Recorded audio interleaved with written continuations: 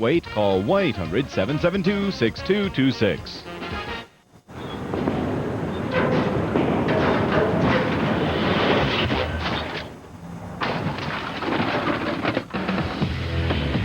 Say goodbye to machines taking up valuable office space and tap into the Kinko's network.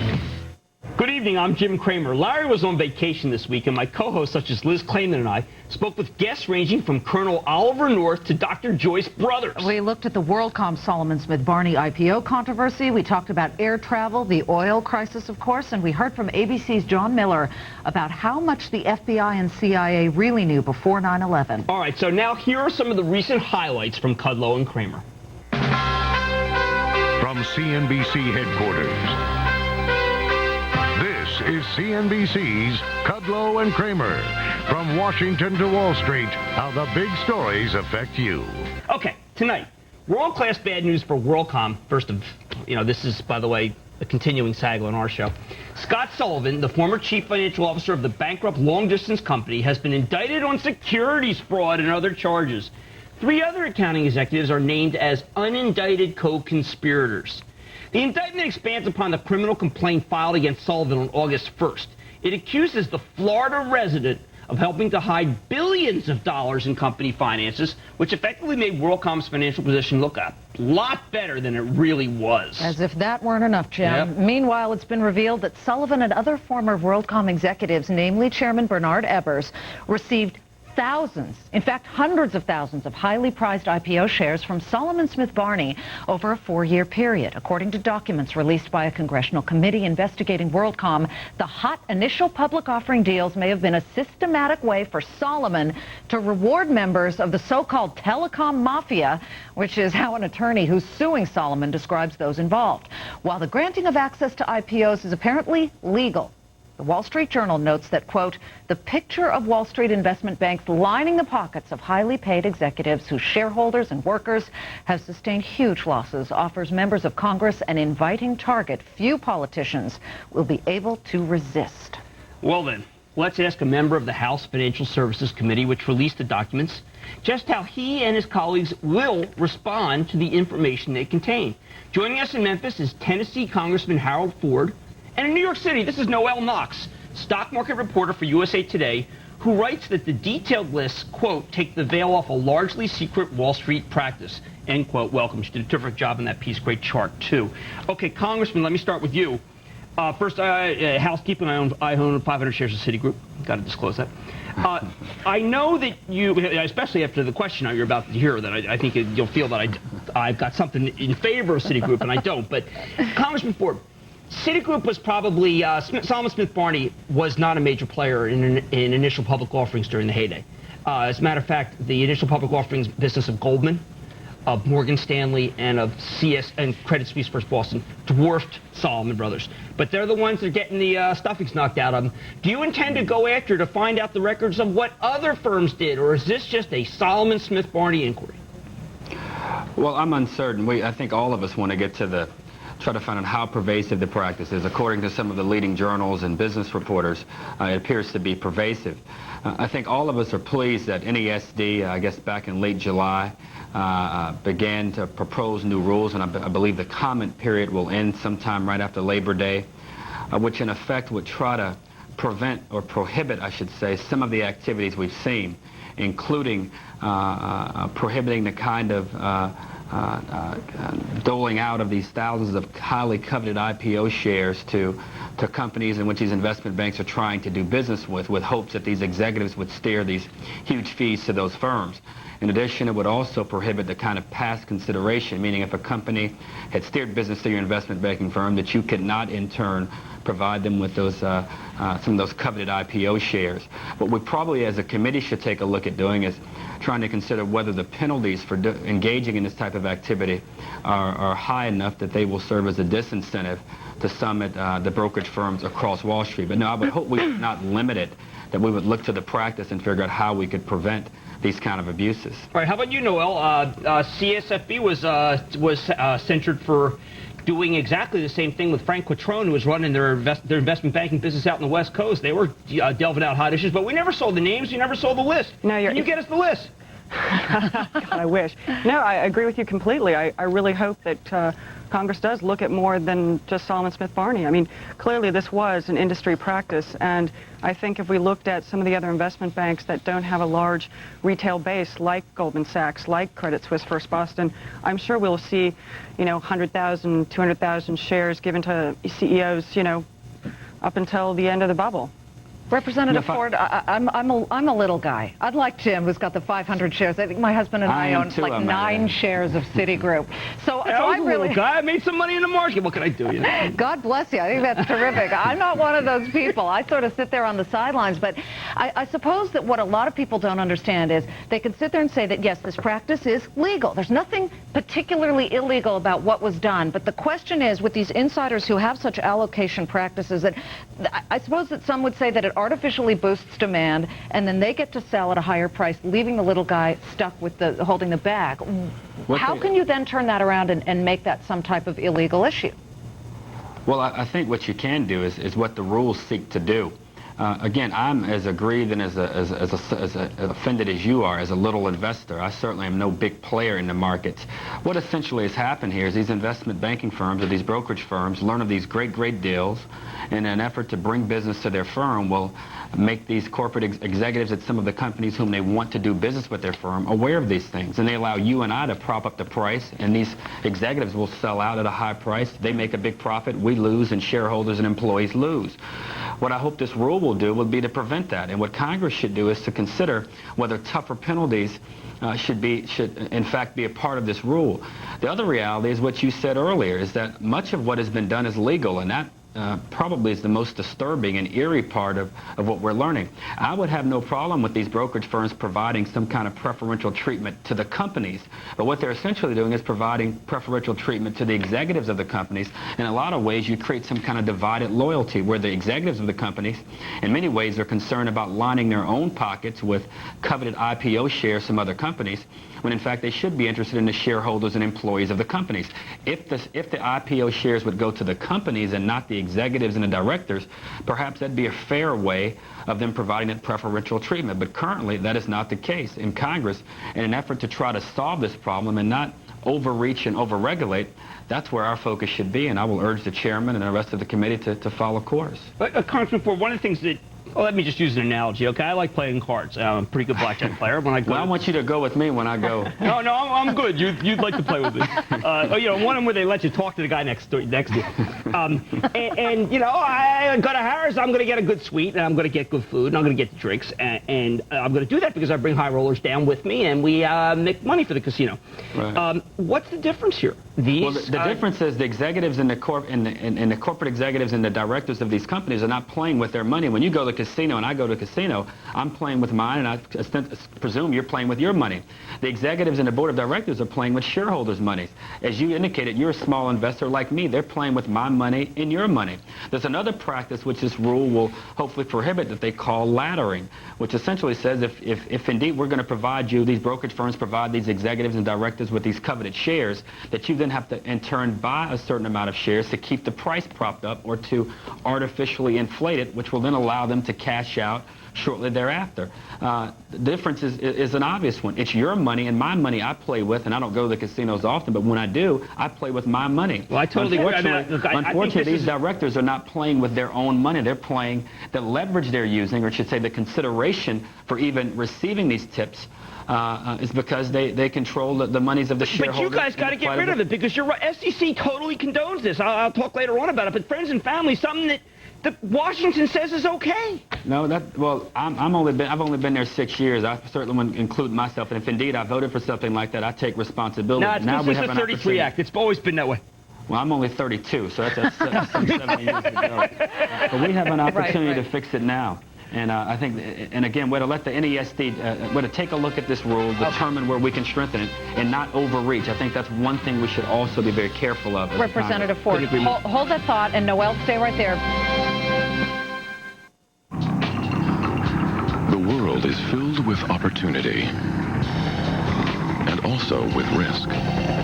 If you can withstand the risk, there's no limit to what you can achieve.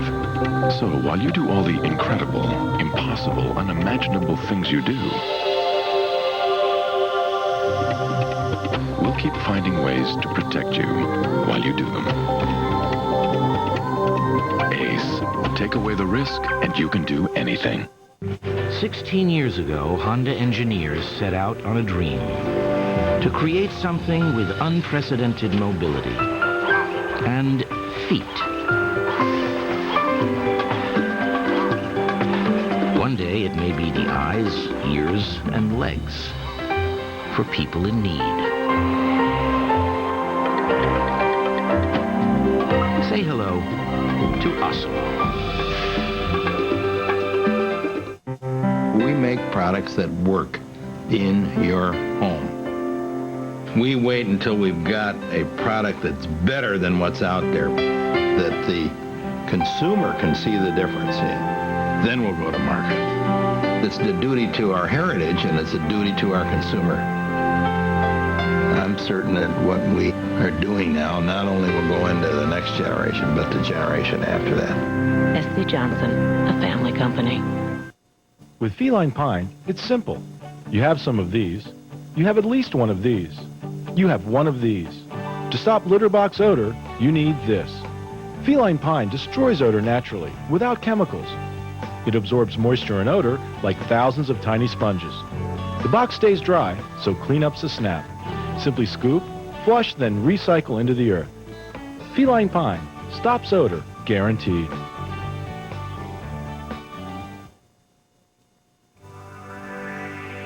Let Empire Glass replace your cracked windshield and we'll pay up to $100 of your comprehensive insurance deductible. And you'll get 24 free dinners to Sherry's, where breakfast, lunch, dinner, and delicious pies and desserts are available 24 hours a day.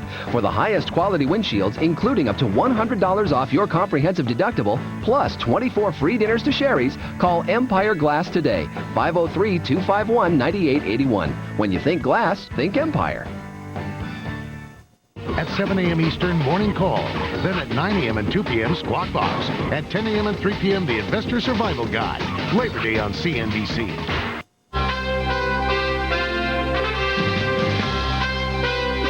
We're back with Representative Harold Ford, the Tennessee Democrat who's a member of the House Financial Services Committee, and stock market reporter Noelle Knox of USA Today. And we've been talking about the news that WorldCom executives got thousands of shares in IPOs from Solomon Smith Barney. That firm's former star telecom analyst, Jack Grubman, there he is, testified last month that Solomon received $80 million in banking fees from WorldCom during the years the IPO shares were being allocated.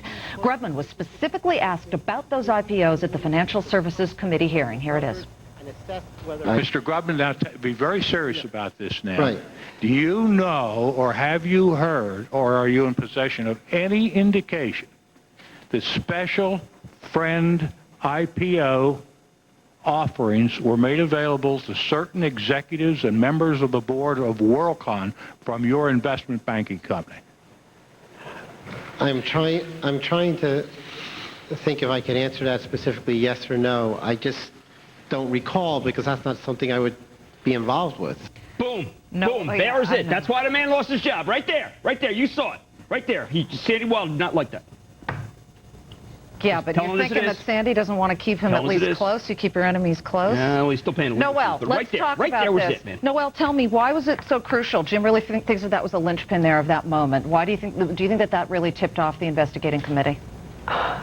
It's hard to say, but from the documents that were released by the House committee, it was not clear that Grubman was intimately involved in any kind of IPO allocation process. I mean, yes, he was CC'd as one of 7 people CC'd on a document that's expressed interest in a CEO, in an IPO that they were underwriting, but it didn't say, he never knew how many shares they ultimately got, according to what was released. And it's hard to know. There was no document that I saw that showed. Noelle, but when you're given the size allocations, I mean, the process works like this. Who do we need to reward? And in a firm like Solomon Smith Barney, where Jack Grubman was playing every single role, from deal maker to corporate finance to M&A to analyst, it was obvious that you couldn't make a decision about involving Ebers without Jack being involved, and that's why he was CC'd. Well, I mean, ideally in the allocation process, you've got, a syndicate manager and, a broker are going to fight for allocation of shares, and you're going to give Jack's it to... bigger than all those guys? Come on. Jack was king at that firm. He'd be the king. Well, ideally, that's the question is, and we actually don't know. Did they give shares to Ebers because he was a good commission-paying customer, or did they give them to him because the bankers, were saying, hey, we're pitching a deal to them the next couple of weeks? In fact, we don't know. Yeah, we've got a chart here. 1 second, Representative, because I want you to answer to this as we look at the numbers that were allocated. Bernie Ebbers got more than, I believe, 869,000 shares of IPO, hot IPOs like Juniper Networks. Man, that's better than my hedge fund did, and we were really players. How about that? Scott Sullivan, 32,000. Burt Roberts, 3,000. The point here is that I was talking to an investment banker earlier today, and he said that, top clients are often rewarded 50 to 100,000 shares, but 800,000 shares? What do you, Representative, do with this type of information? How do you translate it? What is your committee interested in doing with this type of information? One of the things I think we can do is realize, I think the question before we went to break, the reasons that these directors and executives at these companies are receiving this preferential treatment is essentially because they're steering business, the company business, which publicly traded companies are owned by shareholders, and the coveted IPO shares that are being allocated to individuals. One of the things we could consider, and again, this is something we probably have to study a little bit more, but is to allocate shares. If they want to allocate shares to their clients, these brokerage firms, they should allocate coveted IPO shares to the companies themselves as opposed to these executives. Because, again, the consideration, just to use some of this technical language a bit, or the reason that these brokerage firms are providing this kind of allocation to Ebbers and to Sullivan and to others was largely because they were steering business or providing millions of dollars in brokerage fees to the firm. But the monies that they were using, again, to use the casino analogy, was not the money that I use and little people use when they go gamble at a casino, but they were using my money as a shareholder and the many other shareholders and investors and employees at the company. So provide the IPO shares to the companies and not these executives. But these are, sir, these are supposed to be individual. I mean, the process is such that you're supposed to give it to individual investors. And one thing I think is kind of missing here is that the largest people who got these shares were mutual funds. And so if the individuals feel like they're aggrieved that they got ripped off because Grubman gave stock to Ebbers or whatever, or allegedly gave stock to Ebbers, the reality is that the mutual funds are in there getting a lot of these hot stocks too. That's okay, right? I mean, we don't want to end that practice. But no, but that's the whole point. That if the mutual fund manager was receiving all of the IPO shares, that would be problematic. And that's essentially what I believe has happened with Sullivan and Ebbers. Ebbers ran a publicly traded company, and there were investors and shareholders who lost money. You are so right, sir. As a matter of fact, the law is very clear on this. The manager cannot accept the stock. If I were running a fund and I was the manager of the fund, I'd have to give all the hot deals to the individual investors who are not part of the industry. Why can't we do that to every industry? And if Mr. Ebbers and Mr. Sullivan are shareholders in the company, they would benefit at an amount equivalent to their ownership in the company. That's how it should be done. Absolutely. But again, I think we ought to study it a little more. Where this kind of instinctual knee-jerk reaction is good, but I think hopefully the committee will look into it a little closer. Noel, as you attend your news meetings at USA Today, is your editor now going to say to you, who's next after Solomon Smith Barney? Do you now, as Jim had mentioned earlier in this segment, do you now go to the next big investment bank to see what they were giving out? Yeah, certainly that would be the goal. But, something else interesting, I'm sure that Ebers had brokerage accounts at all the big firms on Wall Street. So what were they giving him in IPOs? That's exactly what we got to know. Yeah, I mean, if you really want to say that there's a clear correlation between, the investment banking business he was giving Solly and the amount of shares they were giving him, well, look at what the other investment banks were giving him. Exactly. Ebers in IPOs. Enough with the Solly pinata. Okay, we got to take a break here. Hal Ford, great to see you again. Noel Knox, welcome to the show. Fantastic work. Got a hot tip from my broker today. Yeah, what is it? Tacoma coffee. I got that same tip from my broker yesterday. I got that same hot tip from my broker last week. Me too. Me too. Me too. Me too. There's never been a better time for Charles Schwab. At Schwab, we don't give hot stock tips. Our expert advice is based on research grounded in facts, not hype. And is always designed for individual investors. To learn more, call 1-800-4SCHWAB.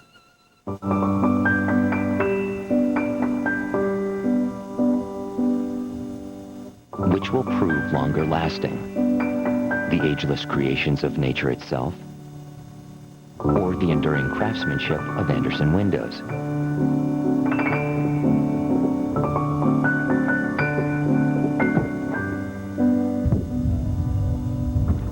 Only time will tell. And Andersen Windows. Long live the home.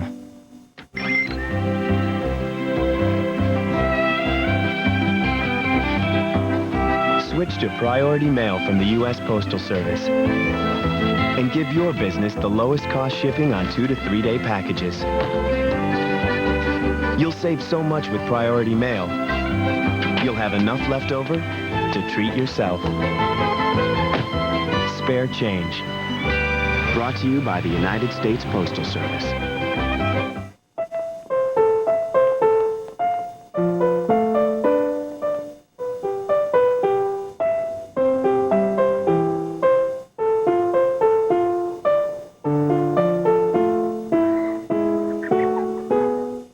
When we design our cars, we don't see sheet metal. We see the people who may one day drive them. Introducing the redesigned L, the View, and the all-new Ion. It's different in a Saturn. What we're talking about Monday, Labor Day. One of the financial world's most respected voices on radio comes to CNBC. I'm trying to make sense out of what's going on. It's not easy for anybody. Bob Brinker's Money Talk. Money Talk. Monday, Labor Day, 7 and 10 p.m. Eastern on CNBC. In a moment, we'll be speaking with the official in charge of getting the bad guys of the corporate world and putting them away. And he's sure been busy recently. As you know, the Justice Department's Enron task force snared a big fish last week with Michael Copper's guilty plea. The former Enron executive is providing information that could lay the groundwork for criminal charges against his boss, former Chief Financial Officer Andy Fasto. Fasto was fingered as an unindicted co-conspirator in the deal with Copper, who copped to felony counts of money laundering and conspiracy to commit wire fraud and agreed to part with $12 million. The feds are now trying to seize tens of millions of dollars in assets from Fasto and other former Enron associates. Despite last week's high-profile conviction, along with the earlier guilty plea of Arthur Anderson partner David Duncan and Anderson's conviction for obstruction of justice, some congressional critics think the task force is moving too slowly. And plenty of former Enron employees and shareholders, not to mention countless furious Americans who own all kinds of devalued stocks, want to see convictions of those further up the Enron food chain, such as Ken Lay and Jeffrey Skilling. But as today's Wall Street Journal notes, quote, historically there have been relatively few successful criminal prosecutions of chairmen and chief executives of large U.S. corporations over accounting misstatements. Well, let's find out. Joining us now in Washington is the man who may change the course of legal history as he continues his aggressive investigation. This is Assistant Attorney General Michael Chertoff, who heads the Justice Department's Criminal Division. Welcome, Michael. Great to see you. Good to be here. All right, first, let's dispense with this. The notion that you can't get the top guys, saw it in the papers all weekend, all last week, that's nonsense, isn't it, Michael? If you get the information that the CEO is part of some sort of conspiracy, you're going to nail him, right? Oh, no, we've done that a lot of times in the past. We've had a number of cases where we've been able to bring criminal cases right up to the top of corporations, even going back many years ago when I prosecuted Crazy Eddie Antar from Crazy Eddie fame. So it's not impossible to do. But, you know, we always have to follow the evidence, and that's the key to deciding where we prosecute and who we prosecute. All right, you're freezing the assets of Fasto. This guy is married to the Weingarten family. His money is peanuts compared to hers. Are you going after more than just Fasto's assets? Because if it's just Fasto's assets, that's a drop in a bucket. Well, you know, there are several things we do in a case involving criminal corporate fraud. One is we look to forfeit the ill-gotten gains. Any profits that were made have to be returned. We talk about getting restitution to the victims, which is over and above the forfeiture. And finally, a court has the ability to impose fines as well as jail time. So that somebody who's committing a corporate fraud really has three separate threats they have to worry about as far as their money is concerned. All right, well, what I'm concerned about here is that is Fasto big enough? Jeffrey Skilling quits the company when the stock's at 48. As soon as it hits 47, that unleashes a massive, massive flood of common stock. He knew it. He was at the LJM meeting where they talked about it. Is this guy going to get away scot-free? Well, you know, I can't talk about people we haven't charged yet. I can tell you it's going to be a very vigorous investigation. As I think people realized last week, a lot of what we do is out of the public eye. It doesn't mean we're not working hard. We produced a very significant conviction last week, and I think that ought to tell people that you've got a very talented and aggressive and energetic group of prosecutors. If there is criminal conduct and if there's evidence to support a prosecution, we're going to be quick and energetic in putting that forward. Michael, let's talk about criminal conduct. The one question that's out there is a major question regarding negligence. How much can a CEO either claim not to know or actually not know about criminal activity underneath him and not be prosecuted for it? Well, you are right that mere negligence in and of itself is not a criminal offense. I mean, you can be sued for it and you may have to pay money, but you don't go to jail. On the other hand, the law does talk about what we sometimes call willful blindness. Basically what it says is you can't stick your head in the sand like an ostrich if you know something bad is going on. So oftentimes these cases really boil down to whether somebody really deliberately ignored criminal conduct or whether they were really just careless. So is Ken Lay an ostrich, or better said, is that one of the avenues of potential prosecution for Ken Lay? I'm not going to talk about individuals, but I'm going to say that in general, when we take cases like this, one of the things we look to do is see whether we have evidence that someone deliberately turned their eyes away from a train wreck. And if they did that, then that's something that can be resolved as a part of a criminal prosecution. Michael, let's talk a little bit of history here. You gave a great speech in front of the Senate Judiciary Committee on July 10th, where you said, in the meantime, this administration has sent a very clear message that fraud, obstruction of justice, other types of criminal activity in the business world will not go punished or receive merely a slap on the wrist, a nominal fine, and an admission to go forth and sin no more. Michael, the people who ran Sendit, CU International, the people who ran Sunbeam, and the people who ran Waste Management got a slap on the wrist and a go forth and sin no more. Is it too late to get those guys? Well, actually, Sendin is a case where there's a criminal prosecution pending now. A case has been indicted and it's going to go to trial at some point. So I think that's a case where there will be a criminal trial coming up. Some of the other cases I don't want to talk about now because we don't have anything public to say. But I will say that if you look at what we've done in the last 6-9 months, you'll see a steady drumbeat of tough, aggressive enforcement action ranging from Arthur Andersen going through Adelphia, WorldCom, and Enron. So we have to prove our cases in court, but we are fast, we're thorough, we don't waste a lot of time, and we've got very talented, tough prosecutors out there making these cases. All right, let me go over this Arthur Andersen thing, because I first of all want to congratulate you. There were a lot of people who said that was going to be, that you were too harsh, whatever. Larry Kudlow and I have been going back and forth. We think that they are at the hub of almost every bit of the chicanery that we've seen in the last 4 years. Do you feel good about the fact that the biggest malefactor in the business has been put out of business by your office? Well, one thing I think is that the argument that a company is too big or too important to prosecute has been put to rest. The charges that Arthur Andersen were convicted of are serious charges, obstruction of justice. And the argument that we sometimes heard that somehow a big accounting firm is too important to subject to the laws that apply to you or me or any other company, I think that's been disproven. What's important is we send a message that no matter how powerful you are, no matter how important you are, you got to play by the same set of rules as everybody else. Well, are we done there with Arthur Andersen? There's a bunch of guys at Baradino, the CEO. I mean, he was obviously checked off on a lot of this stuff. Is this just a corporate thing, or can we go after individuals too? I know you don't want to go after specific names on our show, but are we done with Andersen? Well, we've already convicted, of course, David Duncan, and one thing we said from the get-go was we are not closing the investigation. We're continuing to investigate Enron and Andersen, and we've by no means foreclosed other charges if appropriate. Michael, there is a news report that's out recently which says that Leah Fastow, Mr. Fastow's wife, got $54,000 as an administrative assistant for one of Enron's bogus partnerships. Can you talk about, A, that idea that somebody who might have been involved in these partnerships could also be liable, and B, obviously the specific question of whether or not Mrs. Fastow may be part of the investigation? Well, it's not going to surprise you here. I'm not going to talk about a specific person. Yeah, and I'll keep asking you, Michael. That's okay. That's what I do for a living. Yeah, I'll keep declining the answer. But what I will tell you is this. I mean, we look at all the different ways people extract money when they're involved in criminal activity. And sometimes they do it directly, sometimes they do it through conduits, sometimes they do it through family members. So, we take a very comprehensive approach. I don't want to tell you whether any given individual is going to be a subject or not. What I will tell you, though, is we will take a close look at all the transactions.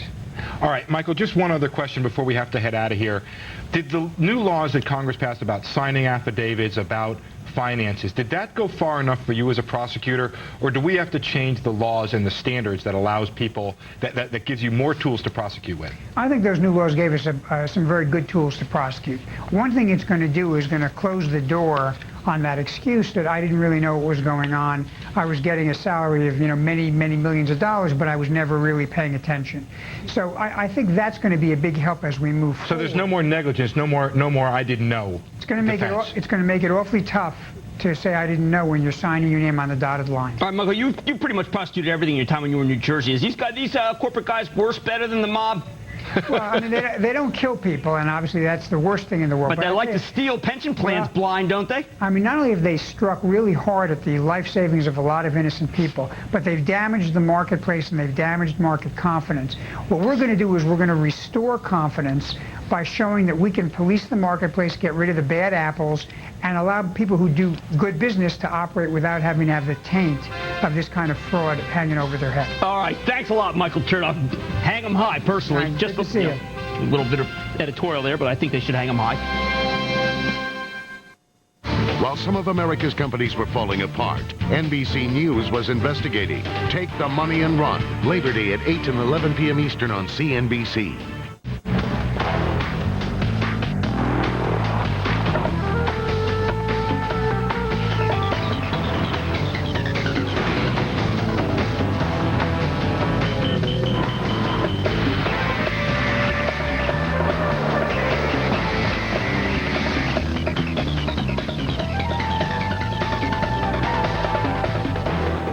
And you thought we only made cars. Guido, come hanno ragione? E viva Jacqueline che ci ha indicato la via della liberazione! Abbassa il tirano, abbassa Barba Blu! What can a foreign film teach us about capital markets? They're not for everybody. It helps to speak the language. Wisdom is everywhere. Uncommon wisdom is knowing how to apply it. Wachovia Securities. We're Pfizer. We're looking for a cure for your father's Alzheimer's, your sister's heart condition, your best friend's diabetes. We're spending over $5 billion on research this year and have 12,000 scientists and health experts looking for the cures of the future. Why do we work so hard? Because we have fathers, sisters, and best friends too. Pfizer. Life is our life's work. Come to the Gen X Back to School sale. Best prices in town. Buy one pair of shoes and get one free, starting at $12.99. Selected women's clothing up to 75% off. South Pole, Tommy, Echo, Roca-Wear, Sean John, School of Hard Knocks, Bat Barn, men's and women's jeans from $9.99. All brand name t-shirts, only $12.99. Men's function pants and shorts, only $9.99. Gen X fan plaid shirts from $6.99. The best prices in town. Hi, I'm Kimberly Jacobson. Join me this week for Northwest Living from the scenic and historic North Clark County. We'll take you to Vancouver's very first winery, Gravel Mine Vineyards, where the vines and family history both run deep. Then you'll meet a Portland man whose ordinary courage inspired an extraordinary movie. And we'll visit a Portland dining and cultural landmark that's also rich in history and family ties. These stories and more all this week on AT&T Broadband Northwest Living at 7 and 9 p.m. on Channel 14.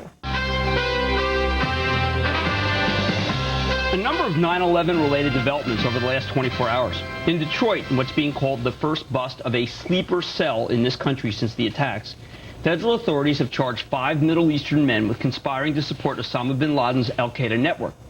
The suspects allegedly had surveillance videos of possible targets such as Disneyland and 2 Las Vegas hotels. In Seattle, a 6th man was charged under the same indictment. Muslim activist James Ujama is also accused of trying to set up a holy war terrorist training camp in Oregon.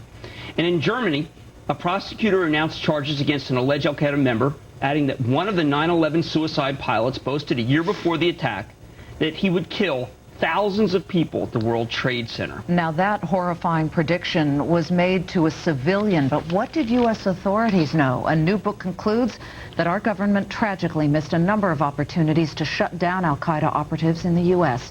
Let me read you this chilling paragraph by our guest co-author, John Miller. Quote, By the time the towers collapsed, I knew this was the work of bin Laden. No one told me, nobody had to. I was part of the small club regarded by many as alarmists who had been predicting a major attack on U.S. soil since just before the millennium. John Miller is the award-winning reporter who now co-hosts ABC's 2020. He is the last Western journalist to have interviewed Osama bin Laden, and he's put it all together in this important new book, The Cell. Welcome, John. It's a wonderful book. Well, thank you very much, and thanks for having me here. Our pleasure. How did you know it was bin Laden? You said within minutes of the World Trade Center.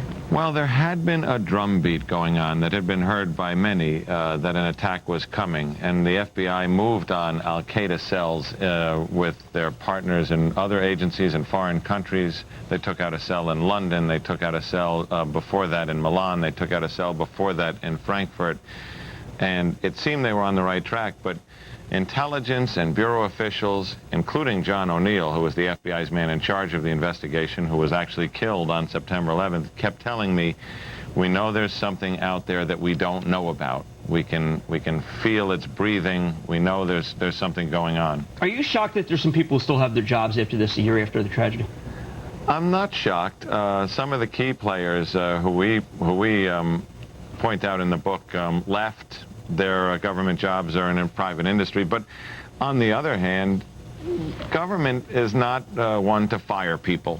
In government, you either get transferred, or you get promoted, or you get arrested. But it's very rare that anybody gets fired. Well, John, one other thing that kind of shocked me, Clinton doesn't come off too bad in the book, does he?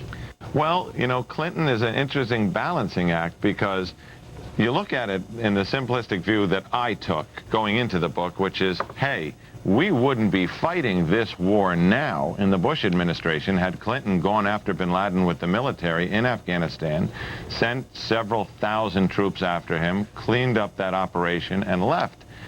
But Sandy Berger, who talked to us from the Clinton administration, his former national security advisor, said, yeah, that all sounds great in the post-September 11th reality of people's feelings.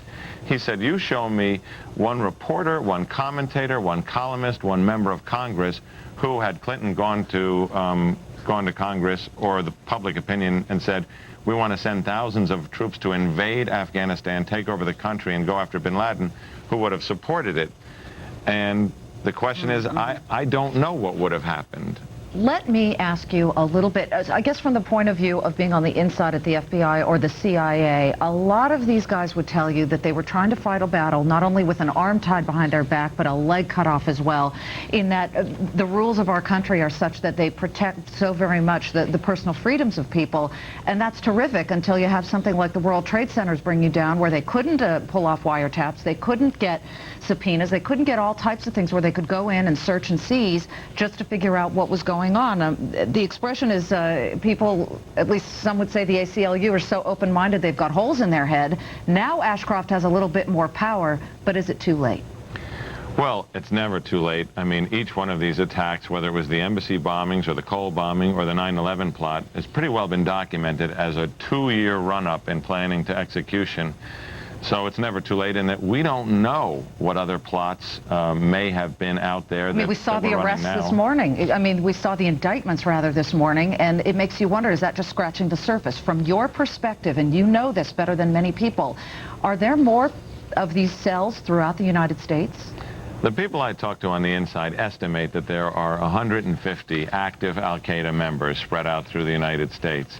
That is not counting the people who have been caught up and imprisoned in these immigration sweeps and other cases that they've been able to make, which number about 100 prosecutions to date since September 11th.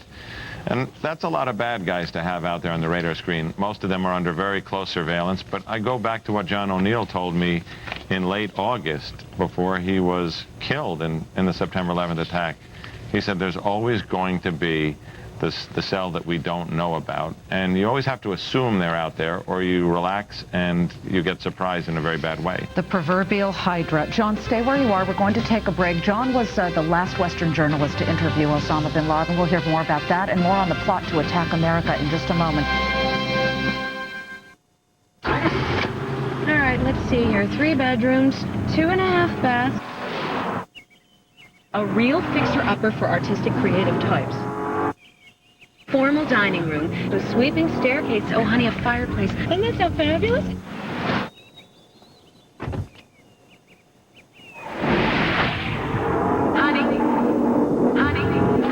What do you think? We'll take it. The new 6-speed Acura CL Type S.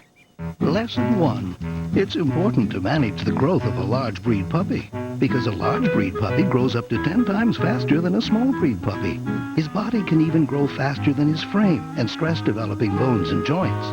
That's why Purina One brand is scientifically formulated to help manage your large breed puppy's growth, so his body doesn't outgrow his frame. Large breed puppy formula from Purina One. For a lean, active, and healthy dog, one can make a difference. Remember Schoolhouse Rock? The catchy animated tunes that made learning fun? Conjunction, junction, what's your function? Well, Schoolhouse Rock is back in the Best of Schoolhouse Rock video. Available now for the first time. And it's teaching a new generation of kids that knowledge is power. Lolly, lolly, lolly, get your efforts here. Sing along to these classic tunes from this pop culture sensation. I'm just a bill. Yes, I'm only a bill. And I'm sitting here on Capitol Hill. These classic songs that rock your Saturday morning are now available on the Best of Schoolhouse Rock video. You get the top 25 animated songs as voted by Schoolhouse Rock fans everywhere, plus a brand new tune from the original creators. E-L-E-C-T-O-R-A-L. I'm gonna send your vote to college. When you vote. And as a special bonus, you'll also receive the official guidebook that includes all the unforgettable lyrics and memorable moments. The Best of Schoolhouse Rock video and booklet is $14.95 plus $4.95 shipping and handling. And Schoolhouse Rock is also available on DVD in a 30th anniversary edition 2-disc set with special enhanced features. The most fun your kids will ever have learning math, 369, grammar, Interjections. Hey! Excitement. Yeah! science, Electricity. and history is with the Best of Schoolhouse Rock video. Form a more perfect union. The Best of Schoolhouse Rock video has the same great songs you knew and loved, and will have your kids rocking and learning all day long. Have your credit card ready and call the number on your screen now to order the Best of Schoolhouse Rock on video, plus the official guidebook for $14.95 plus $4.95 shipping and handling, or send check or money order to the address shown. Ask how you can own the 30th anniversary edition DVD. Must be 18 years or older to call. We are back with John Miller of ABC's 2020, co-author of The Cell and one of the few Western reporters ever to have interviewed Osama bin Laden. The master terrorist is still alive, according to a report in the New York Times. The paper says U.S. commanders appear to have concluded that bin Laden is moving among mountain hideouts along a 250-mile stretch of the border between Afghanistan and Pakistan. John, do you think he's alive, and why can't we get him? I have always thought he's alive simply because there was a $25 million reward for his capture, dead or alive, in Afghanistan, a place rife with warlords and militias and U.S. forces and all kinds of other operations going on. You would think that even if he was dead, somebody would have come up with a body looking for that reward. I also think that as you see al-Qaeda elements operating in Afghanistan, it still seems like they're receiving instructions from someplace. So I go on the assumption he's alive. All right, well, John, one of the things that's great about the book is the historical context. It talks about the assassination of Rabbi Meir Kahane and goes in about how this thing's just been one long continuum without, making you go too much in the book. Can you just tell the viewers a little bit about that? Because I found that this was, the idea that anybody thought that this was something that was recent is just dead wrong. Well, no, and a lot of people think that, terrorism against the United States either began on September 11th or began with the Cole bombing or began with the embassy bombings. It starts on November 5th, 1990, a couple of blocks from the studio I'm sitting in here at a hotel where Rabbi Kahane is gunned down in the middle of a speech. He was a radical Jewish activist who was targeted by Islamic terrorists. The gunman, El Sayed Nosair, was a follower of the blind sheikh, who I think many of your viewers are familiar with, Omar Abdel Rahman. Rahman's living expenses were being paid for by bin Laden. Nosair's defense fund got $20,000 from bin Laden. And remember, this is a dozen years ago. No one here had ever heard of bin Laden. Even in the intelligence community, his name didn't ring a bell. But it goes on from the Kahani murder to the World Trade Center bombing, which was carried out by members of the same mosque and followers of the Sheikh, to the plot to blow up the bridges and tunnels connecting New York City, the UN and the FBI building. And once those cells operating here on U.S. soil were shut down, bin Laden had other cells operating in Africa that did the embassy bombing, and then the bombing of the coal in Yemen. And you see, in every case, there's either a trace of bin Laden's commanders or bin Laden's money floating between all these cells. So this is a thread that you could pull from a Manhattan hotel room all the way around the world and back to September 11th, 2001, again in New York City. Which is exactly what you did, and that thread took you to, I believe, Afghanistan, where you were able to hook up with bin Laden and be the last Western journalist to interview him. How did you get there, and what was that like? Well, for lack of a better description, after a number of contact meetings with people we sought advice from here stateside, we ended up in London with a key bin Laden captain named Khalid Fawaz, and he essentially cleared us with the bin Laden organization, sent us on to Pakistan, and then we were taken through a very circuitous travel schedule that lasted over a set of days. We never knew where we were going or who it was we were being driven by or where we were going next, until we ended up in bin Laden's camps in Afghanistan with no contact whatsoever with the outside world. We were kept there under guard for 2 days, and then we interviewed him. And essentially, this was his coming out party as a terrorist leader, because he declared war right there on the tape we were making for World News and Nightline. He declared war on the United States. You wish you killed him? Do I wish I'd killed him? Yeah. I mean, you remember you're a reporter, but I'm saying if you wish you killed him. It's a funny question, because you have to take off your journalist hat and toss your press card away to answer it. But it's something that a lot of my friends in the police department have asked me with a very serious and straight face. And of course, you have to soul search your way towards that answer. I certainly didn't come there to kill anybody. I came there to get an interview. But you have to wonder, well, all right, if I knew there was going to be 2,800 murders at the hands of this organization, of course, I could never know that. So I don't know how to find the answer to that. Fair enough. John, let me ask you, throughout the book, and I've read the book closely, a lot of Saudi bad guys, a lot of Egyptian bad guys, some Pakistani bad guys. Hey, no Iraqis. I mean, but we're about to launch an attack against Iraq. Am I missing something?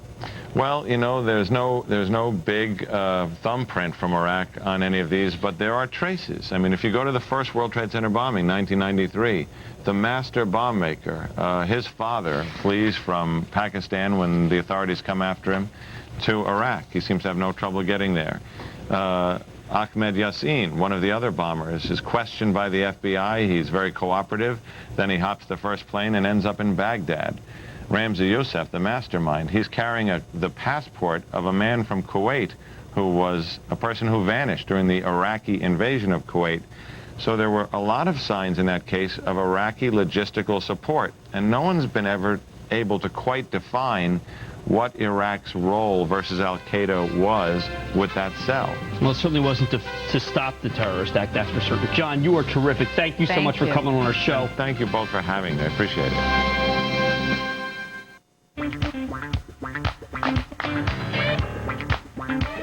The 75 Civic was first in Honda's long line of clean cars. Today, every car we build is a low-emission vehicle or better. And we're planning for tomorrow with our zero-emission fuel cell vehicle. Is it any wonder Honda was recently named the cleanest car company in the world?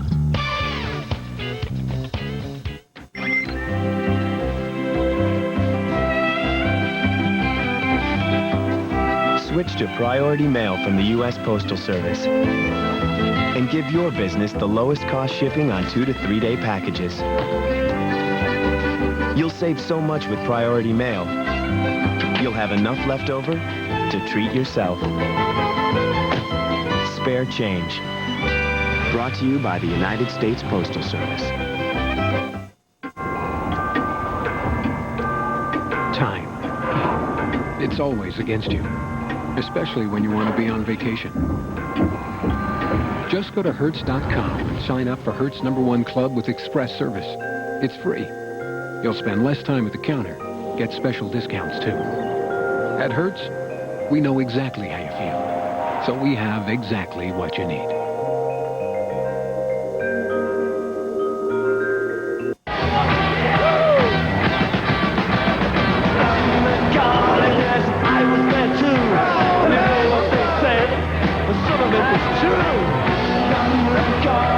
Are you being beckoned by Britannia? That can only be one thing. Answer the call at Monty Shelton Jaguar today. Ends September 3rd. If you suffer from any of these health problems, a Craftmatic adjustable bed with built-in massage and soothing heat may provide the temporary relief from pain you've been looking for. Call now and we'll mail you this special free $200 off rebate certificate. It's good for $200 off the Craftmatic Model 1 bed of your choice.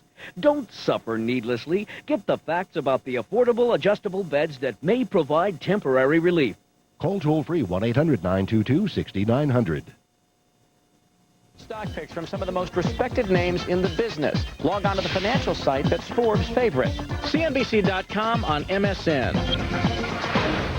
In 1998, Sean Puffy Combs, now P. Diddy, bought the first new Bentley Azure convertible for $375,000 and used it in his videos. Almost immediately, hip-hoppers accounted for about 15% of Bentley's sales in the U.S. That's according to this week's Newsweek magazine. In an article called The Rap of Luxury, our guest Johnny Roberts writes that the phenomenon known as ghetto fabulous seems to benefit everyone. Quote, an artist deems a product cool, sales jump. The rapper looks like a tastemaker, and brands that were once exclusive domain of the blue bloods enjoy blinding exposure to a youthful crowd of new customers, and the world is safe for democracy. More recently, rapper Busta Rhymes has been extolling the virtues of Courvoisier, a client of Deutsche Advertising, in full disclosure, I have to say here. Hell, it's looking better. You arranged that deal. That's what's terrific. That's why I'm so glad you're here. The cognac that hip-hoppers call yak. Sales have soared. Joining us now from New York City is senior writer Johnny Roberts of Newsweek. Welcome, Johnny. Always a pleasure. Question. It's interesting. In the article and reading somewhere also, one of the rappers went into Burberry because they kind of wanted to, really feature them in their ads, and Burberry was a little kind of hands-off. Could some of this stuff backfire for the general audience? Well, I don't think it will backfire for the general audience because hip-hop has its own audience. It's a global audience. It's a multi-racial, multicultural audience. It's young, and generally people beyond the demographics won't be tuning in anyways. But you take a Bentley Azure. Now, Bentley, which is the most prestigious name, and Puffy bought a Bentley, and the tease talked about a 15% of Bentley sold to a traditional, we use the word blue bloods, whatever you want to call it. All of a sudden, they're seeing rappers in the Bentleys, and do they say, well, this is not a car for me? Well, that's certainly a concern on the part of some of these luxury brand marketers, is that some of the, shall we say, unsavory aspects of hip-hop, of music, they fear that it might damage the image of this staid, refined, timeless product. That is very much a concern on the part of some of the marketers of these products. That said, I don't know of any evidence or any instance where that's been so, that a traditional customer has said, I'm not going to buy this product simply because Puffy and other hip-hop stars are fans of these same products. Johnny, we had a client of ours years ago, Tangeray, Snoop Doggy Dogg put it in a video, sales jumped double digits. Courvoisier, we've seen that what's happened. What is it about... It really has helped, right? Courvoisier has been a huge campaign. Through the roof. What is it about these hip-hop artists? What is it that they are, that basically, P. Diddy puts on a certain jacket, that's the jacket. Why do they have this immense power? Well, that's not unusual generally in entertainment. There's always been this sort of nexus between pop culture and fashion and language, the arts, and so forth. And you have the same thing here at play. Hip-hop is very compelling. It's been around now for a couple of decades. It's captured the imagination of its generation. Even the music industry thought that hip-hop was a passing fad, that it wouldn't be here, but here it is 20-odd years later, and it's still going strong. So that's what you have. You have artists who have a fan base out there who are influential. There's nothing terribly new about that aspect of it. What's interesting here is you have artists who are singing the praises of very expensive goods, and thus the marketers, the luxury goods purveyors, never expected that they could have a vibrant following among the youth culture. John, that's what's going on here. Quick sidebar question. Is there any truth to the rumor, it's been on the wire services, that Larry Kudlow is going to be in the next Ja Rule video? Well, you know, I wouldn't be surprised. You know, Mr. Kudlow, he gets around in New York City, and he runs in a lot of different circles. I hadn't heard that about this particular one, but you know, if I can confirm it, I'd be glad to come back here and do it for your audience. Because it has been confirmed that Kramer's in the Jay-Z video, but that's a whole, in a Speedo. I wish I could be as cool as that. That's a whole other but thing. that actually, let me use the lightness of that to talk about something that you talk about at the end of the article, Johnny, which I think is wrong. Not something you wrote. I think something that Lior Cohen? Lior, but a loser I am. The guy's the CEO of Def Jam. Thanks a lot. Like, I know Jack. All right, but anyway, he says, look, we're going to do some product placements, brand placement, and really, he says that if Ja Rule wanted to, he would, if Izod would pay him, he would do something with Izod. Isn't that untrue? Isn't the beauty of all this, you know, kind of coming from the fact that the hip-hop guys truly pick the best brands? Well, I mean, that's the seeming paradox here. You have, what's going on here is that these artists are singing the praises of these luxury brands that can certainly afford to pay endorses, etc., that aren't getting paid for doing this. They actually use these products. They buy these products. Now, of course, their fan base or their fans can't go out, most of them can't go out and pay $375,000 for a car. But in the case of fashion, for example, they can certainly go out and buy accessories, and then you have no idea what their incomes will be tomorrow. So they may indeed in the future be customers of some of these companies for their most expensive goods. Just real quickly, 20 seconds, a lot of these rappers now are doing their own thing. Is that going to backfire? Because at the end of the day, without the kind of tried and true name, does it lose all the appeal? I don't know the dynamics of starting up a luxury brand. What I can say is that some of these rappers and hip-hop personalities already have brands. Russell Simmons, who's clearly widely deemed to be the visionary, the pioneer in the business sense of this genre, has very strong brands, Def Jam being the foremost, and he has a fashion brand, Fat Farm. Puffy has Sean John now. There's Rockwear. Johnny, I hate to do this. We got to end it. We got to wrap it up. This is terrific stuff. All right, our thanks to Johnny Roberts. That's it for the highlight edition of Kudlow and Cramer. I'm Liz Clayman. And I'm Jim Cramer. Larry returns on Tuesday. We'll see you every night after the holiday weekend at 8 and 11 p.m. Thanks for watching.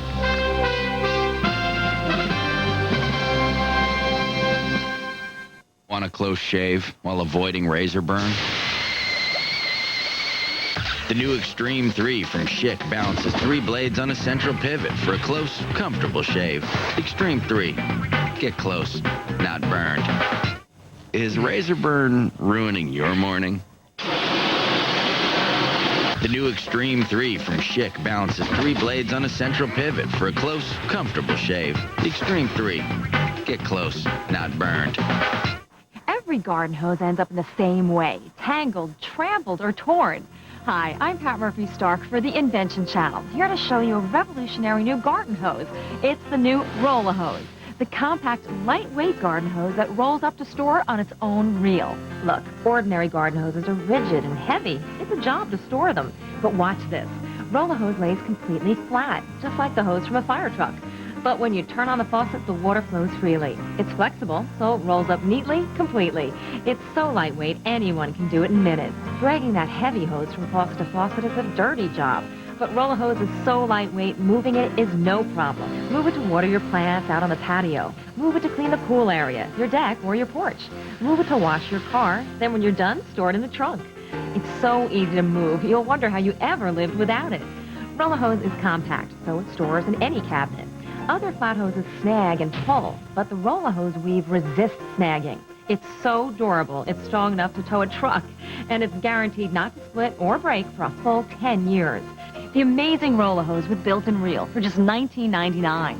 Other hoses are only 25 feet, but we give you 50 feet. That's twice the hose for the same price. And as a free gift, we'll send you the Roto-Spray adjustable spray gun with 4 special settings. It's a $10 value spree. But here's an even better deal. All of today's callers will also receive Mighty Sweep, the water-powered broom. The powerful spray means dirt and debris sweep away.